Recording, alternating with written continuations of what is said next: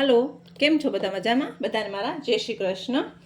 आज આપણે મસ્ત રેસીપી લઈ આવ્યા છીએ। ઓમ તો મસ્ત જ રેસીપી હોય છે, બધા સરસ બનાવે જ છે, પણ બાળકોને એમ કહીએ ને કે ફ્રેન્ચ ફ્રાય તો છોકરાઓ ખુશ થઈ જાય છે। ચિપ્સ છે, ફ્રેન્ચ ફ્રાય છે, તો આજે આપણે કેળાની ફ્રેન્ચ ફ્રાય લઈ આવ્યા છીએ। હવે કેળાની ફ્રેન્ચ ફ્રાય કોને કોને ખાધી છે, તો આજે આપણે કેળાની ફ્રેન્ચ ફ્રાય લઈ આવ્યા છીએ। એના માટે મીઠું છે, મરચાંની ભૂકી છે, થોડીક ઉપર સ્પ્રિંકલ કરવી હોય તો, અને ચાટ મસાલો છે કે બીજા મસાલા તમને નાખવા હોય તો તમે નાખી શકો છો, પણ અત્યારે હું સાદી જ બનાવું છું।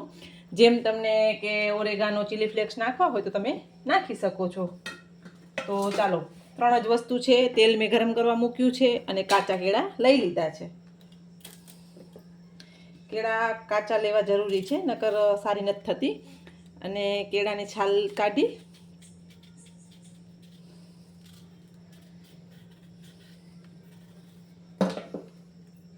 કેળાની છાલ કાઢી લઈએ। પહેલાં કેળાની છાલ કાઢી લીધી છે મેં, અને વચમાંથી 2 પીસ કરી લીધા છે।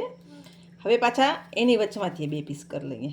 હવે આપણે આવી રીતે એની ફ્રેન્ચ ફ્રાય બનાવવાની છે, જે આપણે ફ્રેન્ચ ફ્રાય બનાવીએ છીએ એ જ। અને મેં કાચા કેળા જ લીધા છે।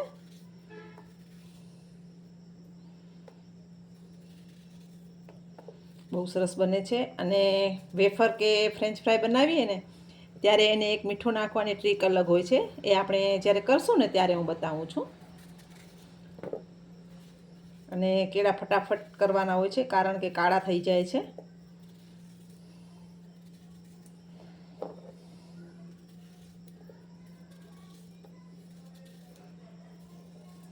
ફ્રેન્ચ ફ્રાય આપણે એક બાઉલમાં લઈ લઈએ પહેલાં।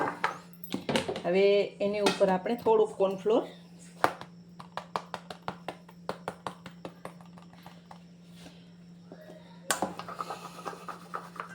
અને કોઈ બરફવાળા પાણીમાં કે રાખવાની જરૂર નથી, ફટાફટ ઇન્સ્ટન્ટ જ થાય છે। તેલ મેં ગરમ કરી લીધું છે, પહેલાં આપણે આને તળી લઈએ, પછી હું મીઠું કેમ નખાય એ બતાવું। આપણું તેલ સરસ ગરમ થઈ ગયું છે। ઓલી ફ્રેન્ચ ફ્રાય આપણે કરીએ છીએ ને તેને બરફવાળા પાણીમાં રખાય છે, આને ઇન્સ્ટન્ટ જ કરવામાં આવે છે। ફટાફટ એક કેળાની બનાવીને એક કેળાની તમે તળી લેવાની છે, કારણ કે કેળું જેવું મોરશો ને એવું કાળું પડતું જાય છે। પહેલાં એને ફાસ્ટ ગેસ ઉપર તળવાની છે, કે જે કેળાની કચાશ છે એ થોડી ઓલી થઈ જાય, અને પછી એને ધીમા તાપે એકદમ ક્રિસ્પી કરવાની છે। હવે પાણી નાખવાની રીત તમને મેં કીધી ને, એમાં આપણે પાણી લેવાનું છે, એમાં આપણે મીઠું નાખી દેવાનું છે। આવી રીતે મીઠું મિક્સ કરી પાણીમાં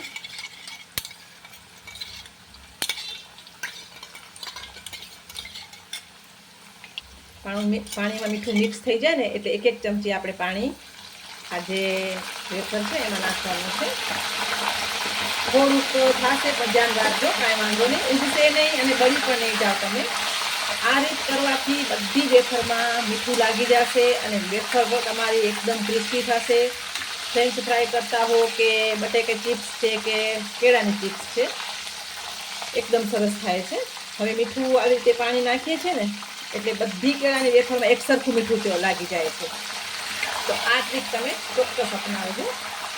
અને હવે બધી આપણે એને ક્રિસ્પી થાય ત્યાંથી તળી લઈએ। પાણીના કારણે થોડુંક અવાજ આવશે, એનાથી બીવાની જરૂર નથી, એનાથી કાંઈ પણ નહીં થાય તમને, પણ આ એની ટ્રીક છે વેફરમાં પાણી નાખવાની। હવે આપણે આને ક્રિસ્પી સરસ ધીમા તાપે તળી લેશું। પહેલાં ફ્રેન્ચ ફ્રાય હોય એટલે થોડીક જાડી હોય તો થોડીક વાર લાગે છે, પણ તમે આ બનાવી શકો છો। અને જે લોકો જૈન છે એ લોકો બટાકા નથી ખાતા, તો એ લોકો આ રીતની ચિપ્સ ફ્રેન્ચ ફ્રાય બનાવી છોકરાઓને આપી શકે છે। અને આગળ પણ આપણે બટાકાની વેફર છે, કેળાની વેફર છે, એવી રીતે ઘણા બધા વિડીયો અપલોડ કરેલા છે, તમને જોવા હોય તો।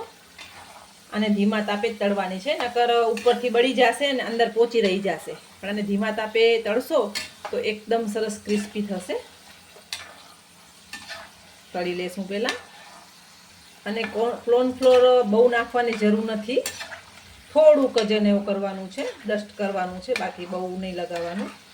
અને જ્યારે આપણે વેફર નાખીએ ને તે તેલમાં બહુ બધા ફીણ થતા હોય છે, પણ જ્યારે કાંઈ પણ રેસીપી તળાઈ જાય છે ને, કોઈ પણ વસ્તુ, ભજીયા છે કે કોઈ પણ વસ્તુ, તો એના તમે જોઈ શકો છો જે બબલ્સ આવતા હતા ને, ફીણ જે, એ બધા શાંત થઈ ગયા છે। હવે આપણી ફ્રેન્ચ ફ્રાય તળાવા આવી છે।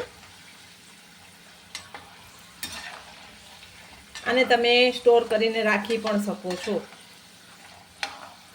પણ ક્રિસ્પી કરવી જરૂરી છે, નકર પોચી થઈ જશે. તળી લેશું આપણે, હજી થોડીક ક્રિસ્પી કરશું. જો તમને તાત્કાલિક ખાવી હોય અને તમે થોડીક સોફ્ટ રાખો તો પણ ચાલે, પણ તમને જો સ્ટોર કરવી હોય ને તો થોડીક ક્રિસ્પી કરવી પડે. પછી પડી પોચી થઈ જાય તો ન ભાવે, જે સોગી થઈ જાય. ઇન્સ્ટન્ટ ખાવી હોય તો તમે સોફ્ટ રાખીને ખાઈ શકો છો, પણ આપણે સ્ટોર કરી શકાય ને એવી જ આપણે બનાવીએ છીએ કે આપણે ડબ્બો ભરીને રાખી શકીએ અને છોકરાઓ ગમે ત્યારે ખાઈ શકે. બળી ન જાય એનું થોડુંક ખાસ ધ્યાન રાખવાનું. મેં તમને કીધું કે અત્યારે તો બધા ફ્લેવર ઘણા બધા મળતા હોય છે માર્કેટમાં. તમને જે ફ્લેવર ભાવતું હોય એમ તમે ચીલી ફ્લેક્સ છે, ઓરેગાનો છે, મેગી મસાલો છે, બીજા કોઈ પણ મસાલાનો ઉપયોગ કરી શકો છો. મરી છે, પણ અત્યારે હું સંચળ અને લાલ મરચાંની ભૂકી નાખીશ. મરી પણ સરસ લાગતી હોય છે. મરી નાખો તો મરીને મીઠું જ નાખવાનું, તો મરચાંની ભૂકીને સંચળ નાખવાની જરૂર નથી. તમે જોઈ શકો છો આપણી ફ્રેન્ચ ફ્રાય તળાઈ ગઈ છે, તો આપણે લઈ લઈશું ડીશમાં. જેમ મેં તમને પહેલાં પણ કીધું છે કે કાંઈ પણ વસ્તુ તળાતી હોય ત્યારે ગેસ ક્યારે પણ બંધ કરવાનું નહીં. ધીમું કરી નાખવાનું, પણ બંધ નહીં કરવાનું.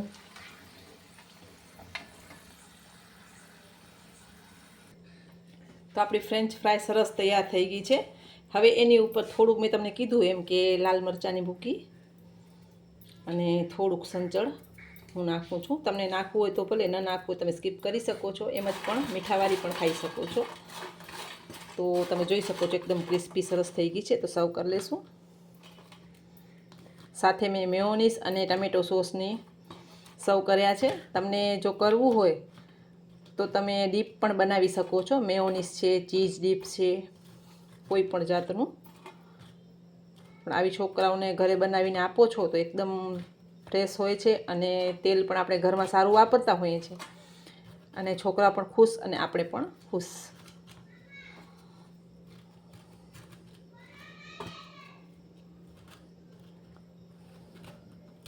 તો તૈયાર છે એવી ક્રિસ્પી આપણી બનાના ફ્રેન્ચ ફ્રાય. તો ચોક્કસ તમારા છોકરાઓને બનાવીને ખવડાવજો, બધા ખુશ થઈ જશે. બધાને મારા જય માતાજી.